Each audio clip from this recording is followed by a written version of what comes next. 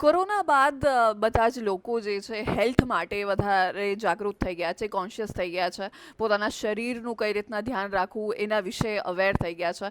વધારે અત્યારે હૃદય પર લોકો ધ્યાન આપતા હોય છે કે આપણું હૃદય કઈ રીતના સ્વસ્થ રહી શકે અને આપણું શરીર કઈ રીતના એને અકોર્ડિંગ સ્વસ્થ રહી શકે. હવે જેટલું આપણા શરીરમાં હૃદયનું કામ ઇમ્પોર્ટન્ટ છે એટલું જ ફેફસાનું છે.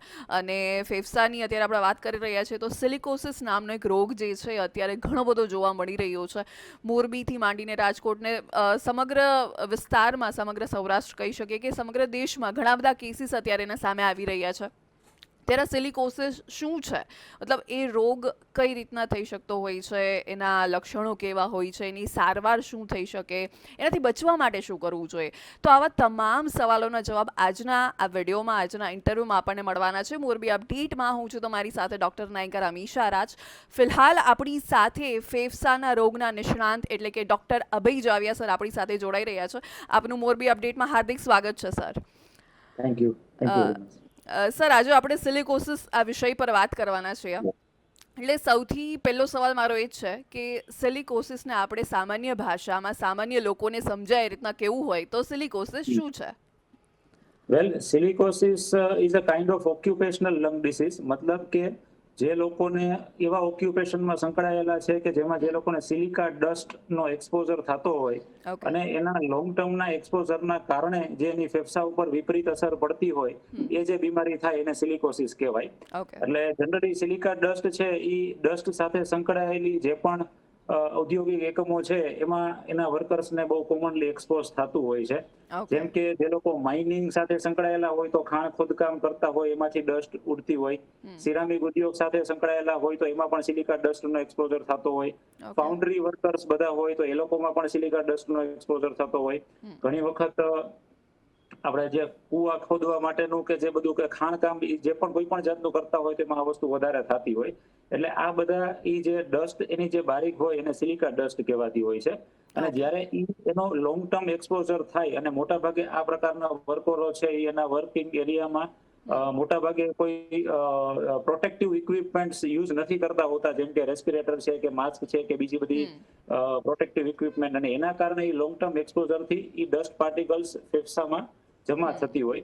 અને એ જે જમા થયેલી ડસ્ટ પાર્ટિકલ્સની સામે બોડી રિએક્ટ કરી અને જે ફેફસામાં તકલીફ એને કારણે ઊભી થતી હોય એને સિલિકોસિસ કહેવામાં આવે છે. ઓકે, મતલબ એ એક ડસ્ટ જે છે એ માનવ શરીરમાં જાય છે અને યસ, એનાથી યસ. કંઈ પ્રિકોશન આપણે નથી લેતા જેના લીધે વધારે એક્સપોઝર એટલે વધુ સમય. યુઝલી જે છે એ મોટાભાગના લોકોમાં જ્યારે પ્રિકોશન નથી લેવાતા હોતા ત્યારે આ થવાનું રિસ્ક છે એ વધી જતું હોય છે. ઓકે. ઓકે. સો આના લક્ષણો મતલબ કયા પ્રકારના લોકોને એના શરીરમાં જોવા મળી શકે, મતલબ એ લોકો પોતે જાતે એવું જોઈ શકે, એના શરીરમાં ફીલ કરી શકે કે મને આ ફેરફાર થઈ રહ્યા છે તો મને કદાચ આ ચાન્સીસ છે કે મને સિલિકોસિસ થઈ શકે ને એને ડૉક્ટર પાસે જવું જોઈએ, તો એવા કયા લક્ષણો હોઈ શકે?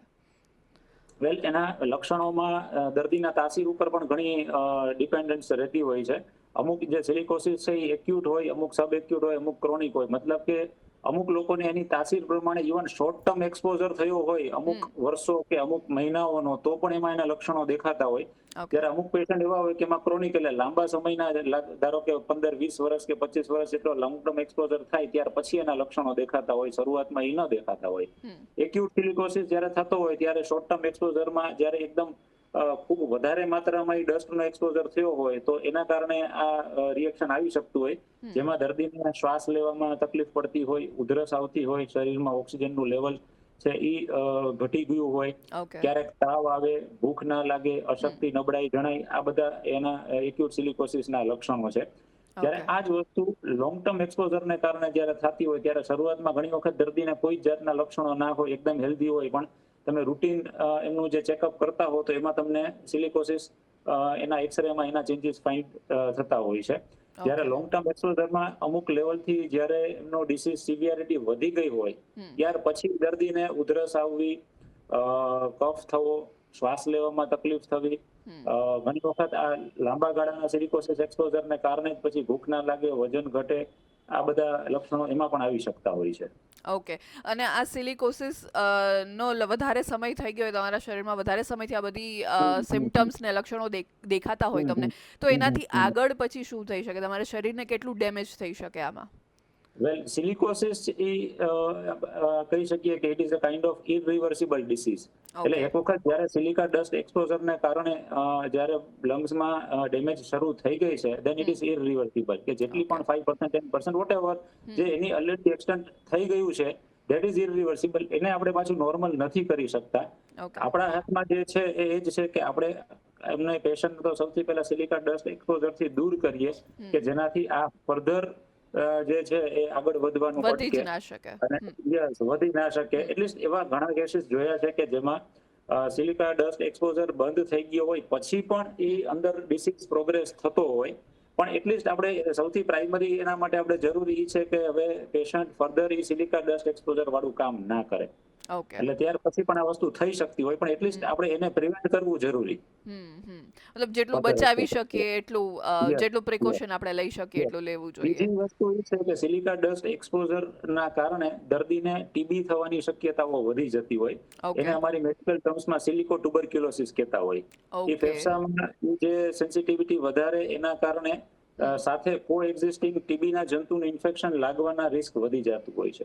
ઓકે, મતલબ એક વખત તમારા શરીરમાં આ પ્રકારનો રોગ આવી જાય છે તો એનાથી ફર્ધર એ કન્ટિન્યુ સાયકલ ચાલ્યા જ કરે, મતલબ એનાથી ટીબીના પણ યસ ચાન્સીસ વધી જાય છે. ટીબીના પણ ચાન્સીસ ઓકે. વધી જાય છે. ઓકે. સો લક્ષણોની આપણે વાત કરી તો હવે આની સારવાર કઈ રીતના હોઈ શકે?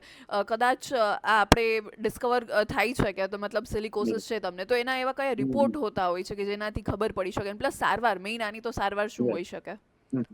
વેલ એના રિપોર્ટ આમ તો બેઝિકલી એમની જે હિસ્ટ્રી સૌથી પહેલા તો ઇમ્પોર્ટન્ટ હોય છે કે પેશન્ટે આ રીતે સિરામિક ઉદ્યોગમાં કે એવો કોઈ પણ ડસ્ટ એક્સપોઝર લોંગ ટર્મ થતી હોય એવા કોઈ પણ ઉદ્યોગમાં એને લોંગ ટર્મ સુધી કામ કરેલું હોય, ઓકે. અને પ્લસ એમને આ પ્રકારના સિમ્ટમ્સ હોય કે જેમાં એને ઉધરસ થતી હોય, શ્વાસ ચડતો હોય, અને સાથે એનો જ્યારે અમે એક્સરે કરીએ કે સીટી સ્કેન કરીએ ત્યારે એક્સરે અને સીટી સ્કેનમાં પણ સિલિકોટિક નોડ્યુલ્સ જોવા મળતા હોય. એટલે કે ઓકે. એક પ્રકારનો ફેફસામાં સોજો જોવા મળતો હોય કે જે ટિપિકલ સિલિકોસિસમાં જ સિલિકોસિસ અથવા તો કોઈ પણ જાતની બીજી ડસ્ટ એક્સપોઝર હોય એમાં જ આ વસ્તુ થતી હોય.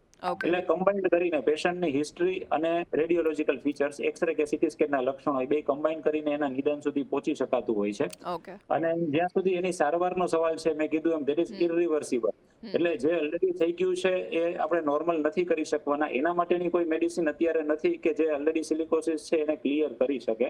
ઓકે. આપણા હાથમાં જે જરૂરી છે એ એક તો એ છે કે પોસિબલ હોય તો પેશન્ટને આપણે એનો વ્યવસાય બદલવાનું કહીએ અને ફર્ધર સિલિકા ડસ્ટનો એક્સપોઝર ન થતો હોય એવી કોઈ જગ્યા પર કામ લે. અને અમુક કેસમાં જ્યારે સાથે બીજી વધારાની તકલીફ દર્દીને થતી હોય, શ્વાસ ચડતો હોય, ઓક્સિજનનું લેવલ ડાઉન થતું હોય, ઉધરસ હોય, તો એવા સંજોગોમાં બીજી અમારે સિમ્પ્ટોમેટિક મેડિસિન એમને આપવી પડે કે જેનાથી એને ઉધરસ અને શ્વાસમાં રાહત થાય. એન્ડ સ્ટેજમાં ઘણા પેશન્ટોને અમારે હોમ ઓક્સિજન ઉપર પણ રાખવા પડતા હોય છે. એટલે કે દર્દીને જે ફેફસા એટલા વીક પડી ગયા છે કે શરીરને ઓક્સિજન પૂરું નથી પાડી શકતા, તો એવા સંજોગોમાં પેશન્ટ કાયમી ઓક્સિજન ડિપેન્ડન્ટ થઈ જાય અને આપણે એને ઘરે ઓક્સિજન સિલિન્ડરથી આપવો પડે ટિલ હી લીવ્સ. આવી પણ પરિસ્થિતિ ઉદ્ભવતી હોય છે. ઓકે. ઓકે, મતલબ એ વર્સ્ટ સિચ્યુએશન જે આપણે વાત કરી એવી આપણે વાત પોસિબિલિટીઝ છે. કરીએ એન્ડ સ્ટેજ સિચ્યુએશનની વાત કરીએ છીએ કે એન્ડ ઓકે. સ્ટેજમાં પછી પરિસ્થિતિ આ રીતની થતી હોય કે એને ઓક્સિજનની પણ જરૂર પડતી હોય. ઓકે. સો આપણે સારવારની અત્યારે વાત કરી કે જે તમે કીધું કે ઇરિવર્સિબલ છે, એની પર્ટિક્યુલર કોઈ એવી દવા નથી કે જેનાથી આપણે રોગને નાબૂદ કરી શકીએ. ઓકે. સો હવે અહીંયા સવાલ એ આવે છે કે આપણે એ વસ્તુ સિલિકોસિસ નામનો રોગ આપણા શરીરમાં પ્રવેશે જ નહીં એના માટેની સાવચેતી તમે જણાવી પણ ખરા કે કઈ રીતના કે એ પ્રકારના વાતાવરણમાં કામ કરવાનું ટાળવું જોઈએ. એ સિવાય કદાચ એમને ફરજિયાત ત્યાં કામ કરવાનું આવે છે તો એવી બીજી કઈ કઈ વસ્તુઓનું એ ધ્યાન રાખી શકે જેનાથી આ તમે એકદમ પરફેક્ટ ક્વેશ્ચન પૂછ્યો છે. એકચ્યુઅલી આપણા હાથમાં જે છે અને આપણે કરવું જોઈએ એ આજે તમે પૂછ્યું છે એ જ છે કે જેમ આપણને ખબર છે prevention is better than cure, yes. Right? તો આમાં આપણે જે છે એ પ્રિવેન્ટ કરવું જ આપણા હાથમાં છે અને એ આપણે પ્રિવેન્ટ કરવા માટે સૌથી પહેલું તો આવા હાઈલી ડસ્ટ વાળી એન્વાયરમેન્ટમાં પેશન્ટ ઓલરેડી જેને સિલિકોસિસ છે એ તો કામ ન જ કરે, પણ જેને નથી અને આ વસ્તુમાં જે એન્ગેજ થયા છે એ લોકોએ બને તો એક વખત એન્ગેજ થતા પહેલા પ્રોપરલી એમનું એકવાર ચેકઅપ કરાવવું જોઈએ કે આ પ્રકારના જેને પણ બીજા કોઈ પણ દમ કે અસ્થમા નો પ્રોબ્લેમ હોય, ક્રોનિક સ્મોકર જે લોકો હોય એવા લોકોએ તો આ બિઝનેસમાં જવું જ ના જોઈએ, આ કામ કરવું જ ના જોઈએ. અને જે લોકોને હોય એની પ્રોપર ટ્રીટમેન્ટ લેતા આ કામ કરવું જોઈએ.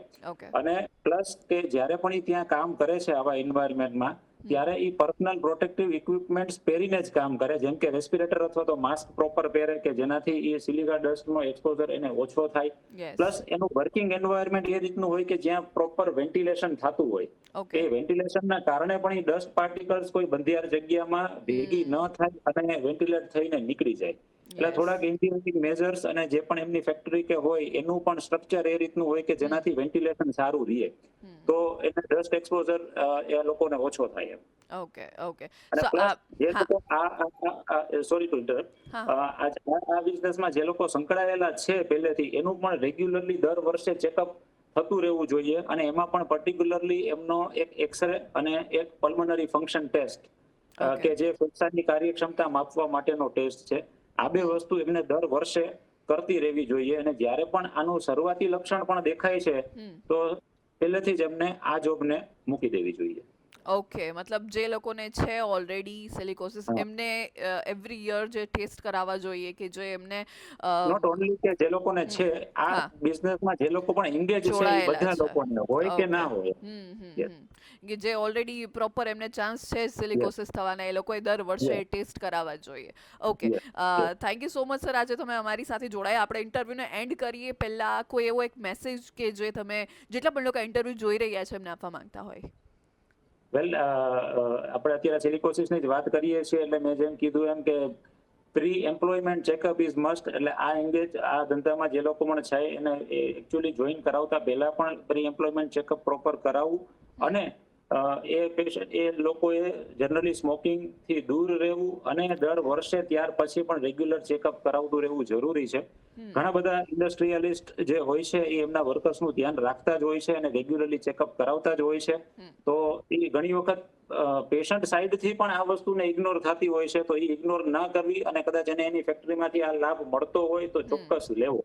યસ, તમારા શરીરમાં જે લક્ષણો દેખાઈ રહ્યા છે એને હા. ઇગ્નોર કરવાના બદલે Yes, વ્યવસ્થિત ડોક્ટર પાસે જઈ અને એની ટ્રીટમેન્ટ શરૂ કરાવો, જેથી yes, તમારી જેટલી પણ પરિસ્થિતિ શરીરમાં ખરાબ થઈ છે એને થોડું આપણે ટાળી શકીએ. yes, રિવર્સિબલ તો yes, બિલકુલ નથી, પણ વધારે પરિસ્થિતિને બગડતા આપણે એને બચાવી શકીએ. yes, yes. જી બિલકુલ. Thank you so much sir, આજે અમારી સાથે Thank જોડાવા you. માટે. ઘણી બધી મહત્વની વાતો, ઘણી બધી મહત્વની ટિપ્સ જે છે આજે મળી છે. અને સિલિકોસિસ અત્યારે એવું કહી શકીએ કે મહત્વનો એક સવાલ છે, કારણ કે એના કેસીસ વધી રહ્યા છે. એટલે લોકોમાં એની અવેરનેસ હોવી, એની જાગૃતતા હોવી ખૂબ જરૂરી છે. અને આજે આઈ એમ શ્યોર કે આ ઇન્ટરવ્યૂના માધ્યમથી ઘણા બધા લોકોને એમના સવાલોના જવાબ મળી ગયા છે. થેન્ક યુ સો મચ અમારી સાથે જોડાવા માટે.